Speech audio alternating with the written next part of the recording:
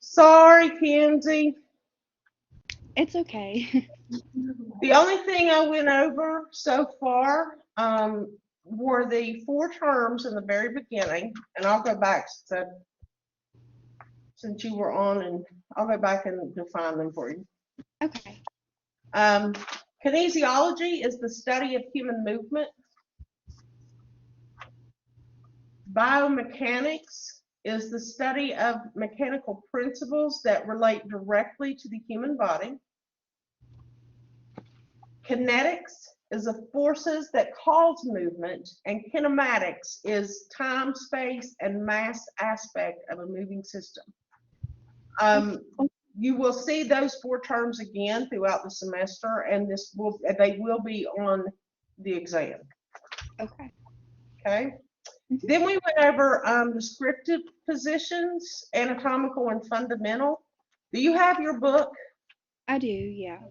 Okay, if you look at page 4, Uh-huh. that's an example of the anatomical position. You want to kind of put your legs out just a little though, because his feet are too close together. The anatomical position is how we reference everything in kinesiology, or how we reference everything in the human body. Okay. Okay, the fundamental position is just normally standing around. Okay. Okay, so that's all we've went over so far. And I'm Okay. sorry. No, it's okay. Can you see the PowerPoint? I can, yes. Good. Okay. All right. So now we're going to talk about a little bit more descriptive terminology. If you understand or you know the terminology from this chapter, it's going to make your life from this point on in this program 100 times easier. Okay. And when you're doing documentation, things like that, it's going to make it so much easier. All right. So this is an important chapter. So for descriptive terminology, these terms are used to describe the location of a specific structure in relation to another structure. Okay, so you've got medial and lateral. That's like the example I gave you with the pinky. Okay, so what medial is a location toward the midline. The midline is the middle of the body. Okay, so medial, if I'm in the anatomical position and I've got my hand like this, would my pinky be medial or lateral? Medium. Right. Now, if it's turned this way, it's lateral. Okay, so if my palm is facing forward, pinky is medial, thumb is lateral. Okay, lateral means furthest away from the midline. Okay. Next, you've got anterior or ventral, interchangeable, and that means front. Okay. Posterior or dorsal means back. Okay. So the anterior or the ventral would be this part of my body. Okay. Posterior or dorsal would be the back of my body. All right.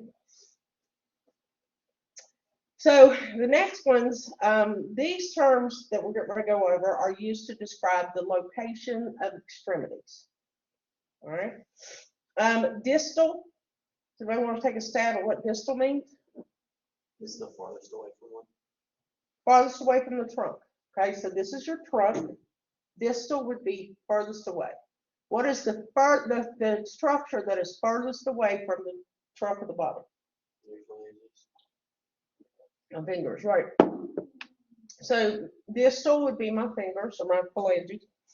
Proximal means closer to the trunk, not the trunk itself, just closer. So what is the structure? No. That's most proximal to my body, to the midline.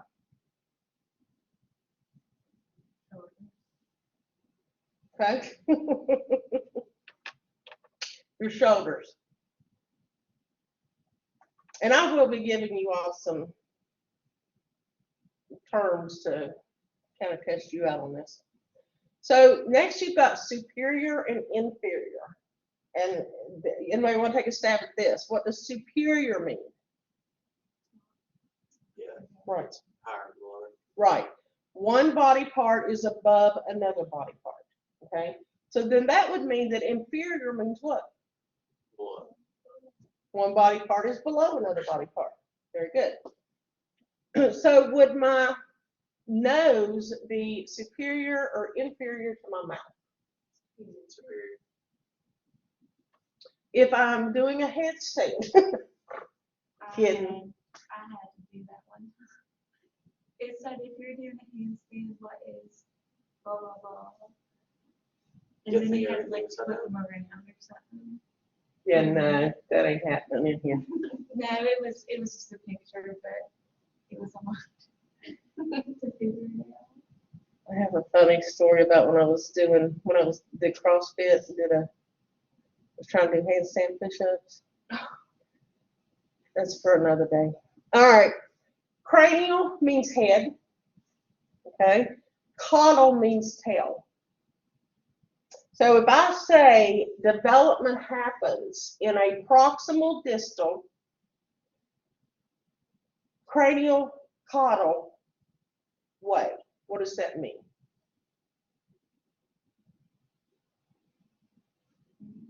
Over your whole body.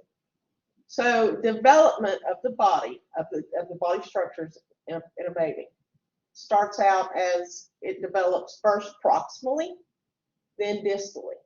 So what do I mean by first proximally? Developing just the trunk before you get the limb. Right, you're developing the trunk and the structures closest to the trunk. That has to be developed. So stability has to be developed before mobility. Mobility would be the movement of your extremities. Okay, so if you know anything about babies, they're not really going to be able to do a whole lot with their arms and stuff unless they can sit up straight. So also when I say development happens from caudal to, or from cranial to caudal, what does that mean? Head to tail. The head develops first, the head muscles. Head movement develops first. Okay. All right, so then you've got superficial and deep. Superficial is close to the surface. Deep is furthest away from the surface. Okay. So would you say that my rib cage is more superficial or deep than my heart? Superficial. Right. Okay, because the rib cage protects the heart. Right. All right, so you got supine prone. These describe body positions. Okay. Supine means face up. Prone means face down. Okay. So when you're talking to a patient, you're going to use the layman's terms. You're going to say, can you lay on your belly or can you turn over on your back? When you're doing documentation or you're talking to another professional, you want to say patient was in the supine position. So if I say the patient was in the supine position, what position were they in? They were right, laying on their back, they were face up. Okay. Then you've got bilateral, contralateral, and ipsilateral. All right, bilateral refers to two or both sides. Okay. Contralateral means the opposite side, and ipsilateral means the same side. Okay. So if I were to say to you, when a person has a stroke in the right brain, their muscles are messed up on the contralateral side.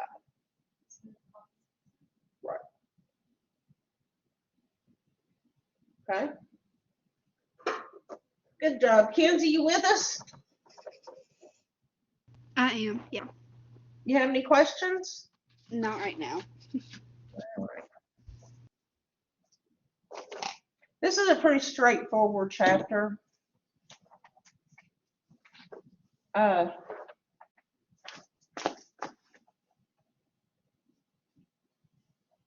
right, so now we're going to discuss some segments of the body.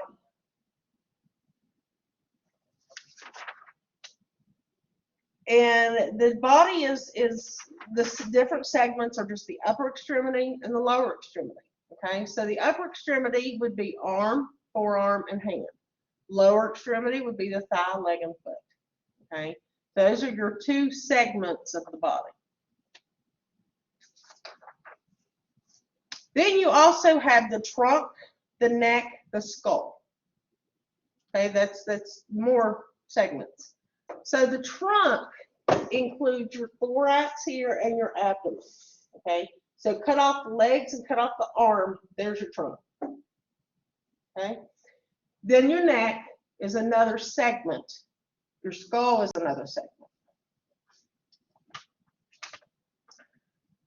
Okay, arthrokinematic motion.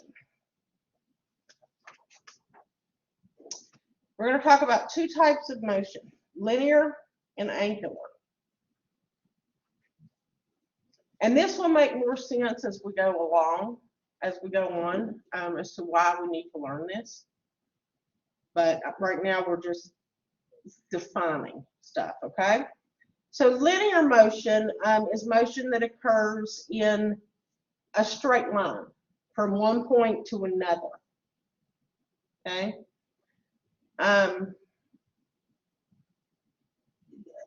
So if a linear motion goes from one point to another, there's two types. There's rectilinear and curvilinear, okay? The straight line would be what? Which part of the linear motion? And then you got the curved part, which would be curvilinear. All right. Then you've got movement of an object around a fixed point. That is called angular or a rotary motion. Okay. So if say my shoulder's fixed, okay, my shoulder's where it's at. My arm is rotating around it. Okay. That is the angular motion of my arm.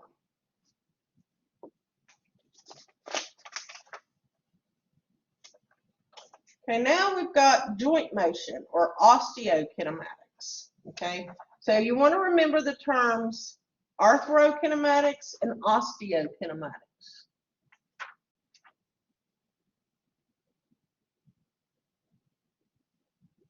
Osteokinematics is more the relationship of the movement of bones around a joint axis. Okay.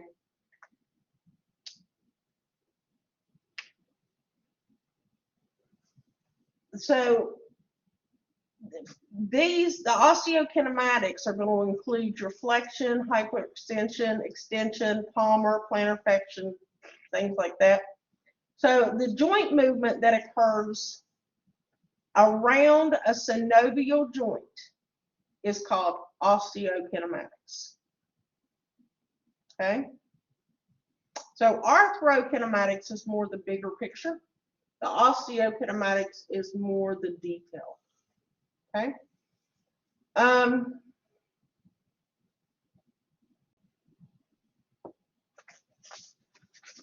So let's talk about flexion, extension, hyperextension of the shoulder.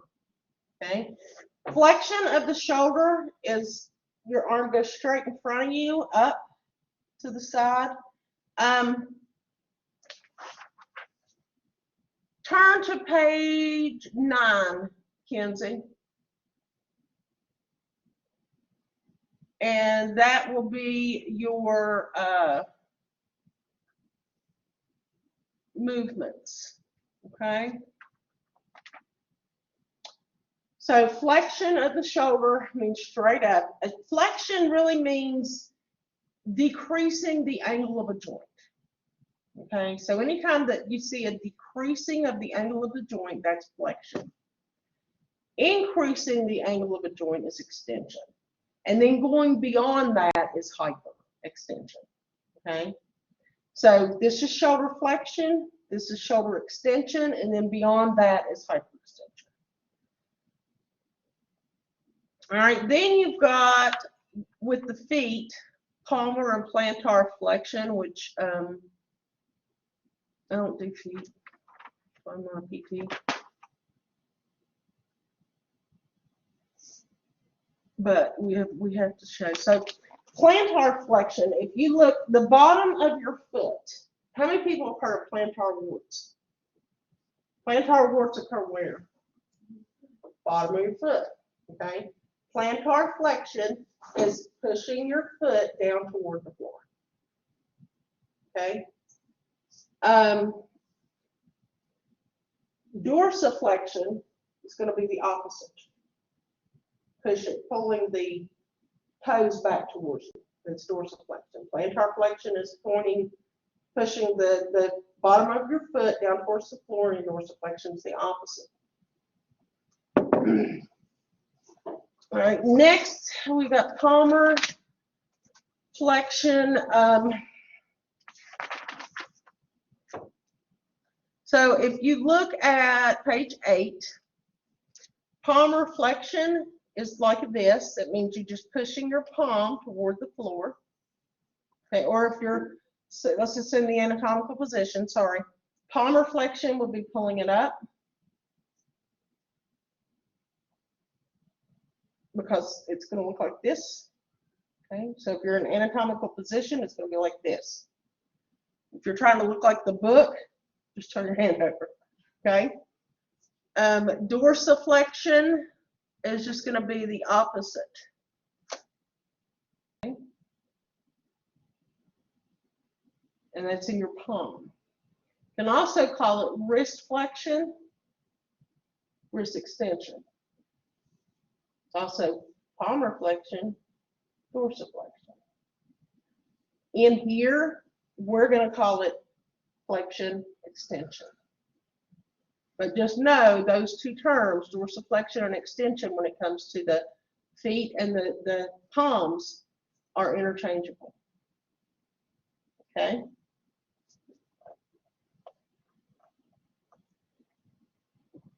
Anybody not following? Anybody need me to demonstrate anything else? Anybody have any questions? Kenzie, are you okay? I'm good, yeah. All right. Next, AB and adduction. So if we're looking at the shoulder, and every part of the body does this, AB, adduction, all that. We're just doing the shoulder because it's easiest right now.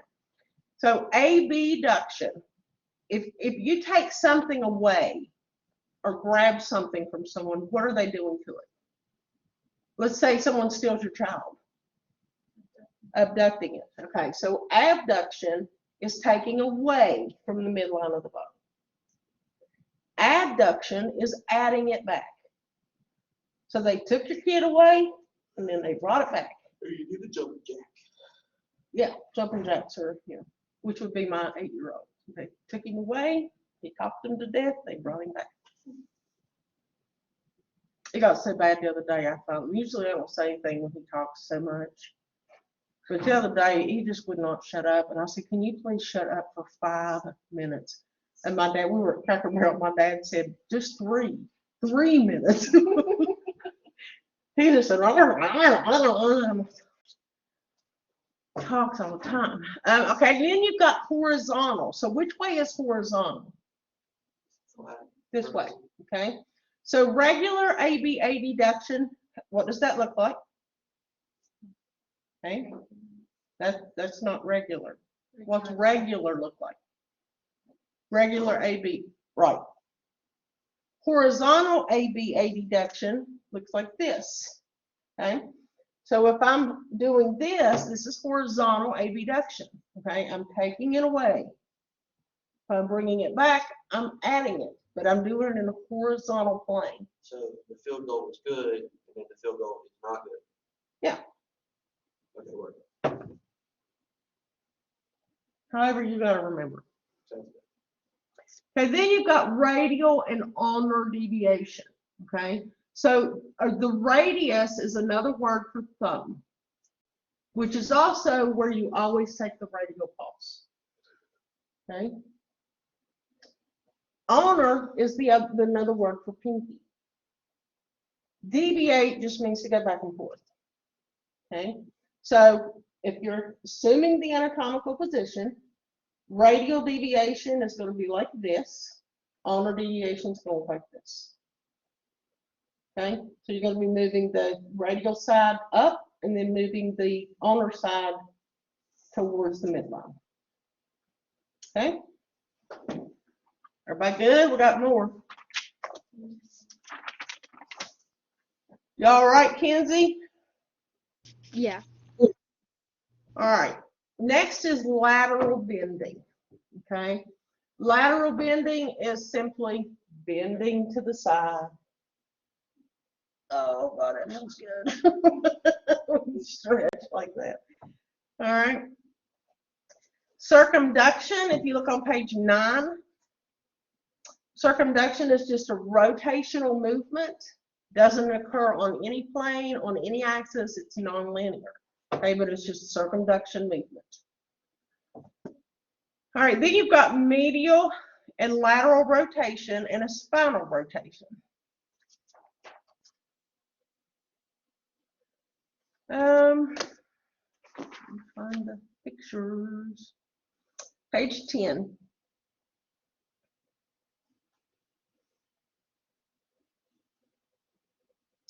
Now, medial and lateral rotation are also called internal-external rotation.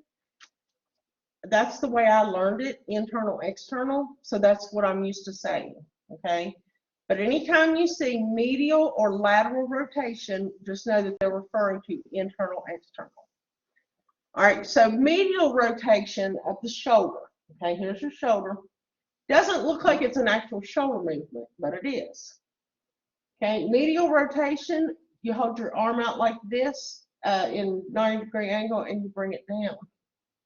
Okay, then you feel where the head of your humerus, right here is the head of your humerus. Okay, when you do this and you bring it down, the head of your humerus is going in toward the midline of the body. So that would make that what type of rotation? Medial, right. Okay, you bring it back up, and then you bring your arm straight up like this, and the head of your humerus is moving away from the midline of the body. Lateral. That's lateral. Very good. Okay, and you can also do it this way. This would be a medial, and you have to know, like, everybody do it with me. Do this one first, okay, because this creates the most movement. Feel the head of your humerus and go down with it. Did you feel the head of your humerus moving in? Okay, now bring it back up. Did you feel it moving out? Or moving up, I guess. Feel it? Okay. So if you hold your arm like this, closest to your body, bring it in, you're going to feel the slightest movement. It's not really going to be an active movement at all. Okay, internal is bringing your arm, your wrist, hand into your body. Okay, external is taking it out away from your body. Okay, okay, you got supination, pronation. So let's pretend like this is your back. Supination would be right, and the way I usually remember it is supination is like drinking some soup. And then pronation is just turning it over. Okay, supination, pronation. So if you're in the anatomical position, it's supination, pronation. Supination. Okay. Inversion, eversion. Look at page 10. That really has to do with your ankles and your feet.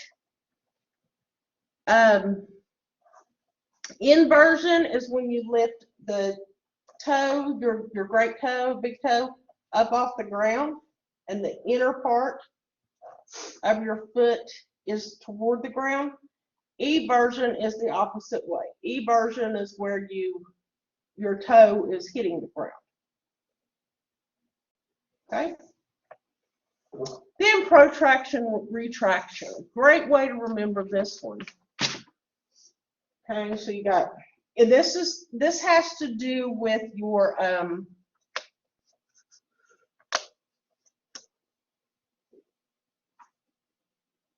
I don't even know what I was trying to say. Shoulder girdle movement. Shoulder girdle doesn't do a whole lot of movement, but does some. So if I'm turned around like this, you may be able to see it move. If I'm going into pronation, did you see my scapula? That's what I was trying to say. My scapula moves at all. Can you see it at all? Pronation and then not pronation. Protraction, retraction. Okay. So protraction, pro means no, re means we. That's a good way to remember it. You'll never forget it. Okay. Protraction, retraction. If you're in the anatomical position and someone says, can you protract your scapula? You're gonna go like this. Okay. Can you retract your scapula? You're gonna do this. Okay. Protraction, retraction. Okay. All right, so Morgan, show me shoulder flexion extension. No, I use my notes. Yes, you are. That is flexion is decreasing the angle joint. So show me what it looks like. Like this. Yeah, yeah, with your, yes. Yeah, this would be with your shoulder flexion extension. That's with the neck, head and neck flexion extension, okay? Sarah, show me horizontal AB and adduction. Adduction and abduction. Good. Hannah, show me supination, pronation. Very good. And last but not least, Carter, show me internal and external rotation of the shoulder. Oh, okay, so this is external, this is internal. Very good. Kenzie, are you still with us? I am, yeah. Okay, good. All right, so actually, I mean, that's the end of chapter 1. So if you all want to work on review questions, we can do that. If you look at the documentation assignment, not documentation assignment, chapter 1's Word doc. Please, when you're doing a Word doc and getting ready to submit it, please make sure that your name is on the actual document too, because I print these off, not print them, but I download them and put them into a separate folder on my computer so I can get to them to grade them easier. And if I forget your name's not on it, then okay, so using descriptive terminology, complete the following. The sternum is blank for the vertebral column. So these are the questions we do, right? Yes. And the ones that are in the book? Just these are the questions in the book. Okay, work. That's what I was thinking. I was just like, are we doing both of them? No, that is way too much. I wouldn't expect you to do that. I'm not even giving you extra credit if you do both. No, I just took the questions from the book and put them into a Word doc to make it easier for you guys. Sounds good. Okay, you don't have to do both. So the sternum is blank to the vertebral column using descriptive terminology. Superficial. Interior. Okay, remember, inferior is a structure, one structure is below another structure. Okay, so the sternum up here, the vertebral column's in the back. I said interior. Oh, you also said inferior. Wait, Mm, what? yes, anterior. Okay. We posterior? Sternum is anterior to the vertebral column. Oh, Vertebral column is posterior. gotcha.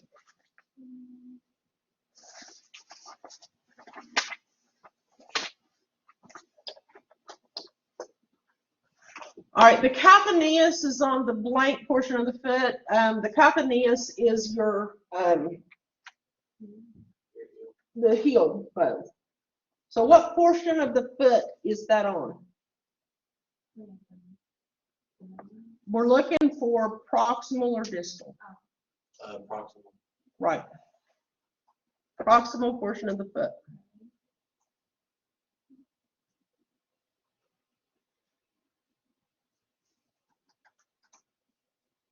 Okay, the hip is blank to the chest. Inferior. Inferior, very good.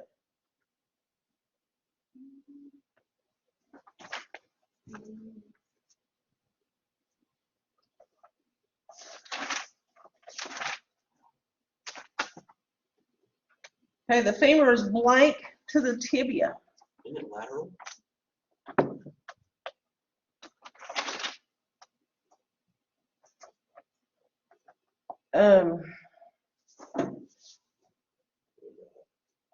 Hold on a minute, I'll tell you. Oh, wait a minute, I'm in the wrong place. One, the femur is proximal. No.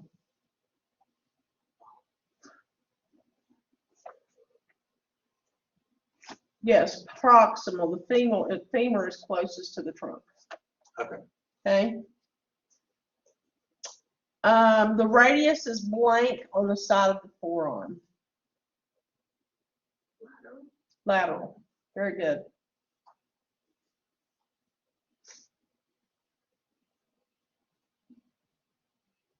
Okay, number 2. The football is demonstrating curvilinear motion, whereas the kicker's leg is demonstrating angular motion. No, that's not. That's the answer. That's the answer. Sorry. I was like, I think that's the answer. That's the answer. So the first part, I just gave it to you. The first part is curvilinear. The second part is angular.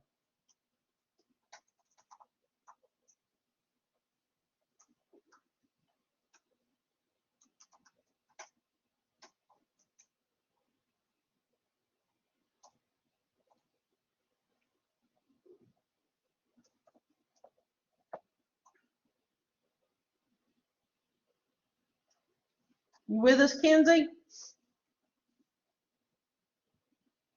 Yeah, I'm still here. All right. If you look at a spot on the ceiling directly over your head, that involves what joint motion? Extension. Would it be extension or hyperextension? All hyper. Hyperextension, right? Because this is flexion. Extension would be bringing it back up to neutral. Hyper would be bringing it back.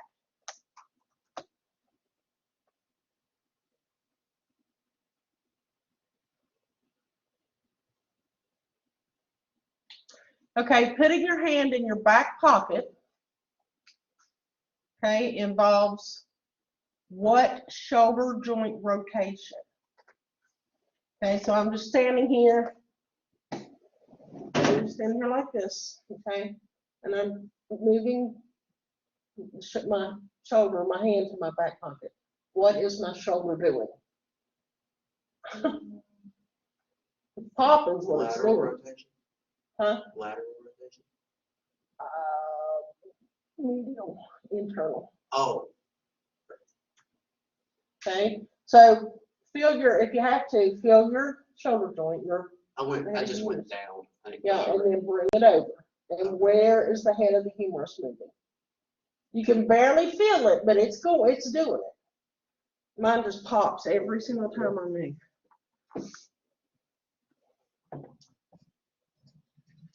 So that would be internal. So that would be medial rotation. Medial. Yeah, or internal, either one. Okay, picking up a pencil on the floor beside your chair involves what trunk joint motion? Lateral. Trunk lateral bending. Very good.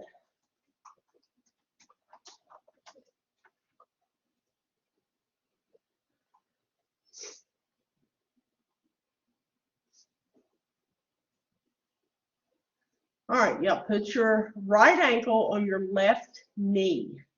What type of hip rotation? And we're at either medial or lateral or internal external.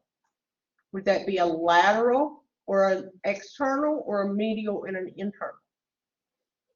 Lateral. Lateral, because you're moving away. Right.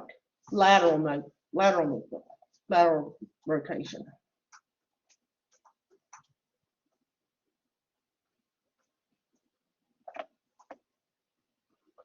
Okay, in the anatomical position, what position are the forearms in? We're looking for the supination or pronation. Supination. Right, they're supinated.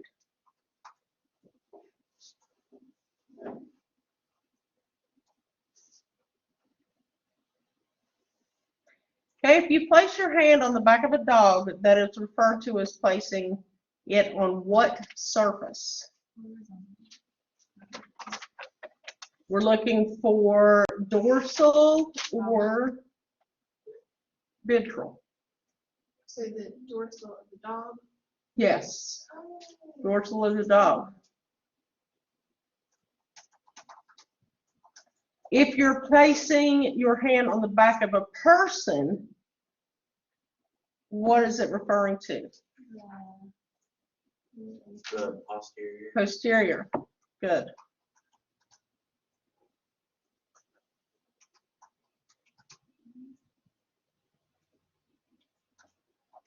All right, you got a person wheeling across a room in a wheelchair, and it uses both linear and angular motion.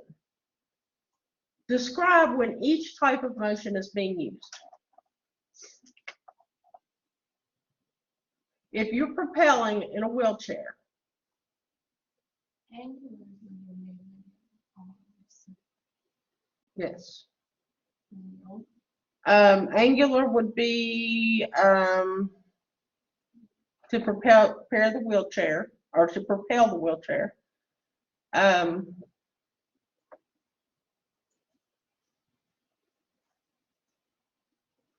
And then the linear motion in that would be when the wheelchair moves across the room. Okay. Luckily, you won't have a lot of linear and curvilinear and all that stuff. There'll be a little bit more when we go over physics, but not quite as, not real bad.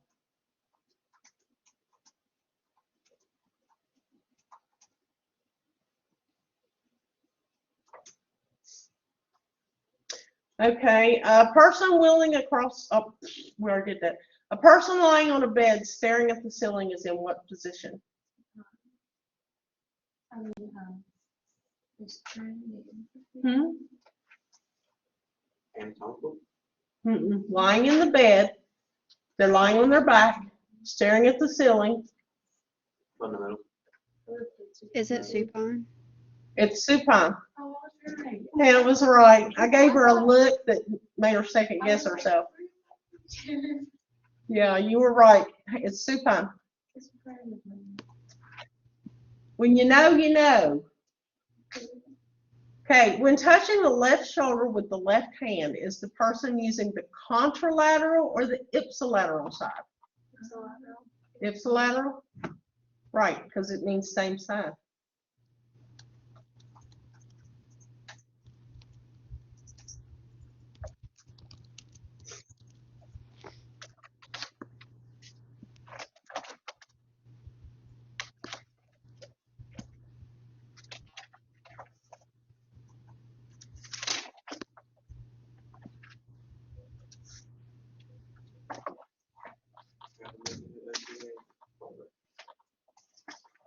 Hmm. I gotta make a new OTA folder. Hmm. I just put online on the computer, that's why. So, I cleared out just about everything from last semester. All right, so now your work is done. You can upload that. Make sure you put your name on it. Your homework for tonight is done. Woo!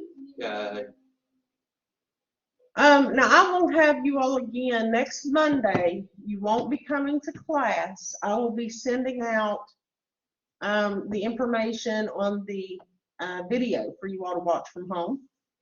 There will be some questions that we'll ask on an exam about the video. But just kind of enjoy the video. It's just kind of enlightened living. It's kind of to show you a little bit more about Appalachia and things like that. Okay. And then you'll be able to do a choice of one in the afternoon, two of them in the afternoon. So, and I'll send you out the information, but I think there's one at 1 and one at 2, and you have a choice of which one you want to do among those. Okay, but you don't come to class. Tuesday, Professor Masilli has an off-campus appointment that she has to go to. So I think what she's going to do is record her lectures and let you watch those from home. And we're supposed to be getting a whole lot of snow. Huh? what's that? I hope it snows up to my head. Of course, I don't have to get out and shovel it. I have to get up. Yes, I don't. So I don't really care what it does. All right, Kenzie, any questions? No, I'm good. Okay. I will now in 207. We're not going to be able to do a collaborate because it's going to be all hands-on in the lab. Okay. So when you get back, hopefully next week, we will work on catching you up with that. Okay, that sounds good. Okay, but for lecture, just read the chapter and do the.